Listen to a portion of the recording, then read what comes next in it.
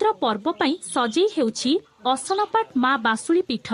ग्राम सृष्टि हेबा परे ग्रामर वरिष्ठ गुरुजन मानक प्रचेष्टारे ग्रामर मध्यभागरे ग्रामवासींक सुरक्षा निमंते बासुली मांकु स्थापन करी ग्रामवासी निष्ठार सहित घात प्रतिघात को सह्य करी बासुली मा वर्षर विभिन्न समयरे पूजित होई आसुछंती। ग्रामवासींक मिलित प्रचेष्टारे राजा राजुड़ा अमलरू केन्दुझर जिला झुंपुरा ब्लॉक असनपाट ग्रामर बासुली पीठरे पालित होई आसुछि चैत्र पर्व। चैत्र पर्वर मुख्य आकर्षण साजी थाए छऊ नृत्य। असनपाट छऊ नृत्य खाली असनपाट रे सीमित होई रही नाही। असनपाट छऊ नृत्य जिल्लार एक प्रमुख नृत्य भाबरे बेस परिचित। असनपाट छऊ नृत्यर कलाकार माने राज्यर राजधानी ठारू आरंभ करी देशर राजधानी रे छऊ नृत्य परिवेषण करी बेस परिचित होइछंती। एही कलाकार मानक द्वारा चैत्र पर्वरे 3 राति 6 नृत्य परिवेषण करी केन्दुझर जिला समेत पड़ोशी जिला तथा पड़ोशी राज्य झारखंड राज्यर हजार हजार दर्शकों विमोहित करिथांती। पूर्वरु